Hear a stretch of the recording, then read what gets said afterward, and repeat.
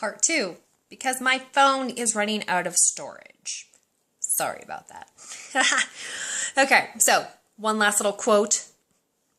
Martin Luther said, "Pray and let God worry." I love that. So, the first two things, of course, were don't worry. Give those worries up to God. Number 2, praying about everything. And number 3 is thank God in everything. In everything. That seems like such a hard thing sometimes to do, but it is absolutely essential to be known as a thankful person. And what you think about and what you focus on grows. And as you think about being thankful and grateful, and as you focus on being grateful and thankful, you actually grow into a thankful and a grateful person, which is just a beautiful thing to be around a person that is like that.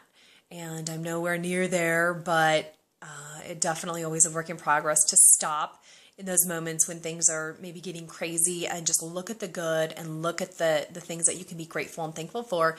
And another very powerful thing to do that is to remember what God's done in the past and to remind yourself of his grace and his goodness and how he's come through before. And that gets you excited and remembering what he's done for you and that he's going to do it again, and having that faith be kind of built back up by reminding yourself of what he's done through you.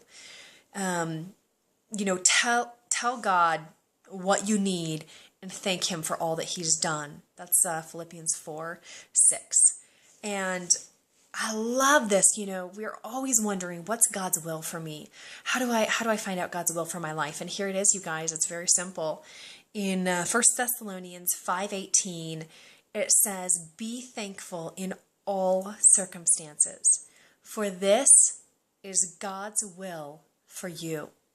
God's will for us is to be thankful in all circumstances. We can all do that, no matter what we, know or don't know about the rest of our lives or where we're supposed to go, what we're supposed to do. We can know that we're supposed to be thankful in everything. Number 4 is thinking about every good thing. As a man thinketh in his heart, so is he. And this is a very, very powerful thing that we a lot of times don't pay attention to. What we're watching, what we're reading. I get it. I watch TV shows too, but there's some powerful stuff out there. If you're watching Walking Dead and people dying and sleeping around and all these terrible things, I don't know. I just can't believe that those are going to produce really great things in us. And again, hey, I'm guilty. I love watching TV and can get sucked into shows as well. But again, just always remembering that what you think about should be only good things. And really reminding ourselves of that on a daily basis, of what we're putting in ourselves. So when you're in stress, you think negative thoughts. And so what we need to do is to really change that to think the truth. And that's God's truth. So really, how do we do that? Is by putting ourselves in God's word, so that when we're under stress and we're squeezed, what comes out? Swear words or God's word? That's kind of a true test to see what's in us, what's going to come out when we're in really stressful situations. And hey, I'm not there, but it's always a work in progress to know that when you're in stress, that God's word and his promises and his truth comes out of us. In Isaiah 26:3, it says, "You will keep in perfect peace all who trust in you." I love that. Just putting that trust in him, and he will absolutely give us that peace.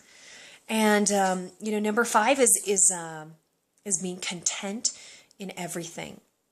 And happy people are content people. I love the saying that we should always be content, but not satisfied. What does that mean? That means that I'm content in who I am and in whose I am, which I'm Christ. So I'm content in that. But I'm not satisfied to stay at the level that I'm at or where I'm at. I still want to grow. I want to pursue things. I want to become better. I want to do the things that he's called me to do. And, he says in his word, he has plans for us more than we can ask or imagine. And I know I have a huge imagination. And he says that he has bigger plans for me than that. And the same is true of you. So always being content in where we're at and thankful, but not satisfied to stay where we're at. So these are just some things that really just spoke to me. I hope that they maybe mean something to you as well. And the last few things is really just, don't complain.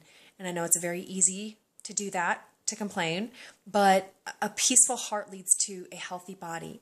And, just being peaceful with where you're at, and that thankfulness and not complaining really allows you to be a person that honestly other people want to be around, and just focusing on those things. So, hey, I'm just going to end that with Philippians 4:13 and 14. I can do everything through Christ who gives me strength. And that's so true. So wherever you're at in life, just know that he is there for you. And if you have any thoughts on this, please feel free to comment below. I love hearing from you guys, and hope you have a really blessed day.